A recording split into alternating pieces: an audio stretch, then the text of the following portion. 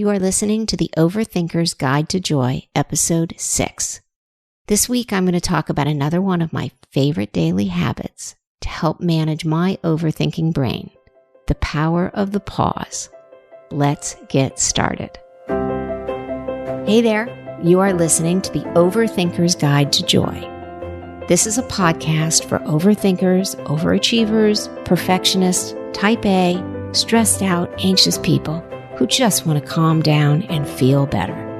I'm your host, Certified Life Coach Jackie DeCrenis.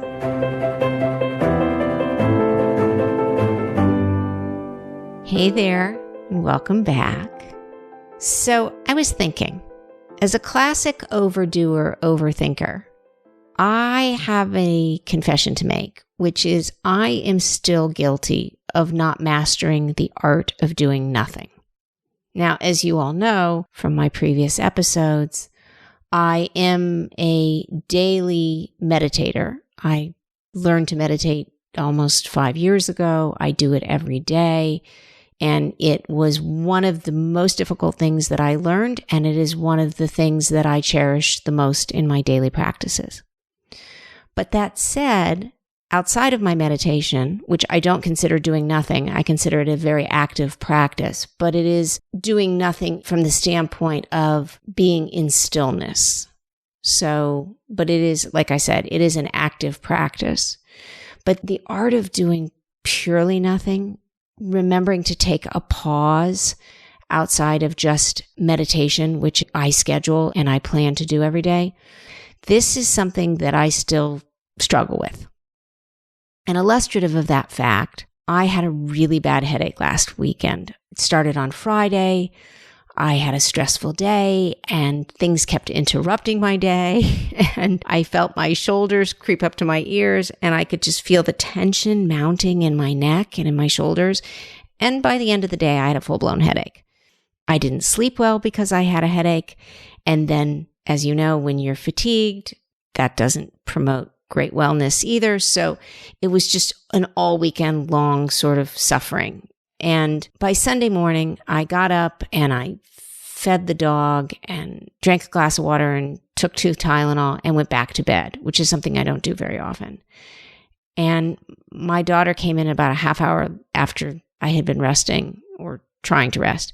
And she's like, "Oh, I'm sorry you don't feel well." And I said, "It's not a problem. I just sort of have a headache." And she saw my laptop in my lap and she said, "Why is your laptop open?" And I said, "Well, I was writing something for work." And she said, "Why can't you just do nothing?" And, talk about being called out by your daughter. I said, "Well, I'm just not comfortable doing nothing." She goes, "Oh, I know. You always have to be in perpetual motion." And I hate to say it, there's some truth in that. So anyway, like many people, I am always in perpetual motion. And I have to say that part of that is by choice and part of that is by habit. And I'm probably like many of you. I'm always either working or making lists, tidying up, cooking, doing dishes, doing laundry, running errands, responding to emails or texts, working out, returning calls, scheduling appointments, paying bills, whatever. But I am perpetually in motion. And I tend to respond to everything immediately. I tend to want to get things off my plate as fast as humanly possible. And if I had to admit why, there's probably a secret fear that I will drop the ball or something will slip through the cracks or maybe I wouldn't have energy or care to do it later. So I just do everything as it comes. Now, this is not a new habit for me. I was like this when I was a student and a secretary and a high-level executive. And to a greater or lesser degree, I'm still guilty of it as a life coach, although I am learning slowly to take more pauses. So why is it we're so afraid to take a pause? Well, it's because when the plates stop spinning or the proverbial balls stop juggling, we don't know what to do with ourselves. The silence can be deafening in our own heads. And what I mean by that is the noises, we invite the noises to come up, the noises that are our inner critic, judgment, judgment of not doing anything, judgment of not doing enough, or just the overthinking, over-worrying brain that we're wired with.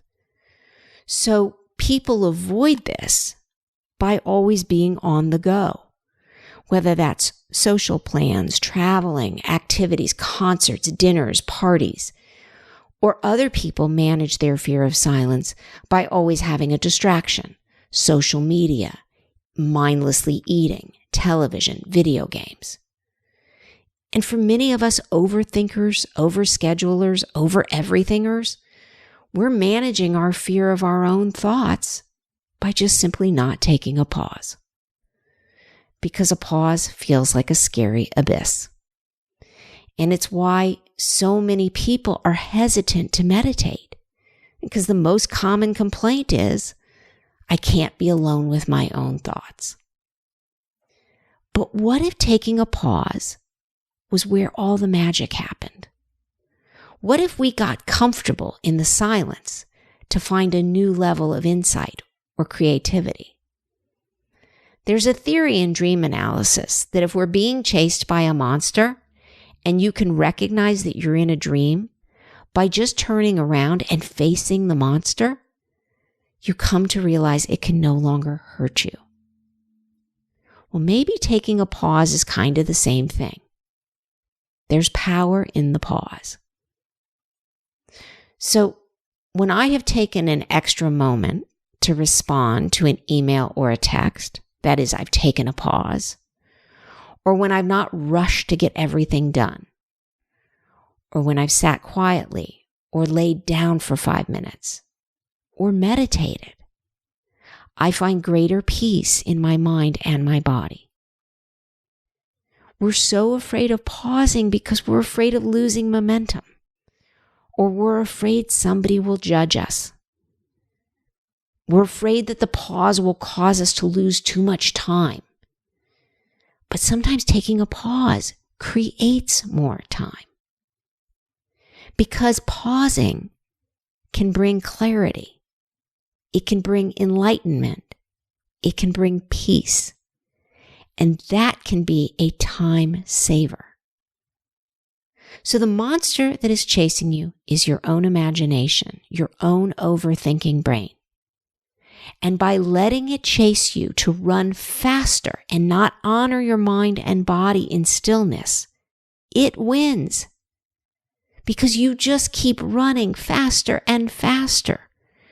And this leads to less clarity in your thinking and greater burnout.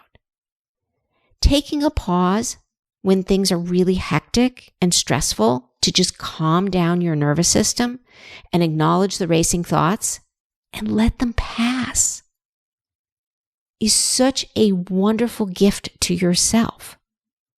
But here's the thing, taking a pause when things are really wonderful to focus and relish in the moment is powerful too.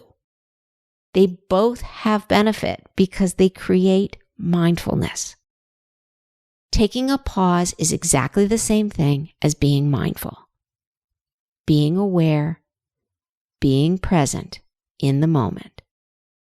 It's like Eleanor Roosevelt said, today is a gift, and that's why we call it the present. So how do we take a pause? There's so many different ways. It might mean just stopping for a moment and noticing something beautiful, like a tree or a flower. It might mean sitting down on a bench for 5 minutes and taking a rest.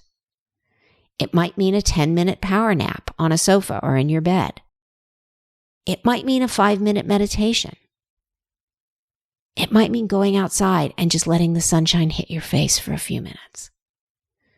Or holding a cup of coffee or hot tea and just noticing the calming effect in your hands. It might mean taking 3 slow, deep breaths before replying to an email, a text, or a phone call. It might mean slowing down when you kiss your partner or your kid or you pet your dog in the morning.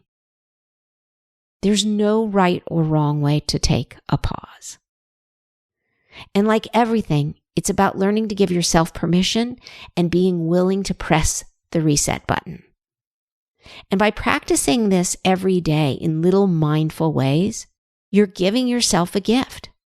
You're taming the dragon that is your brain, that wants to play tricks on you about never slowing down or pausing for fear that you won't get it all done. It's not true. Taking a pause gets you out of that conditioned fight or flight response that so many of us overindulge in. I'm guilty of this as well. One of my favorite quotes by spiritual leader and author Eckhart Tolle is, "Stillness is where creativity and solutions to problems are found." Learning to take a pause is another tool in your toolbox to manage that big, awesome overthinking brain of yours. So I challenge you to give it a try. And like I say, this is a practice, so be kind to yourself until it becomes a habit. Now come join me for the next installment of my Power series. It's going to be awesome. And until then, take 3 deep breaths, and I'll see you next week. Bye for now. If you want to learn more tips about managing your stress and how to manage your overthinking brain, just go to my website and sign up for my weekly newsletter at JackieDeCrenis.com. That's JackieDeCrenis.com. You can also follow me on Instagram at Jackie DeCrenis. Bye for now. Thank you for listening to this episode of Overthinker's Guide to Joy. If you like what was offered in today's episode, I would love you to leave a review and subscribe or follow wherever you get your podcasts.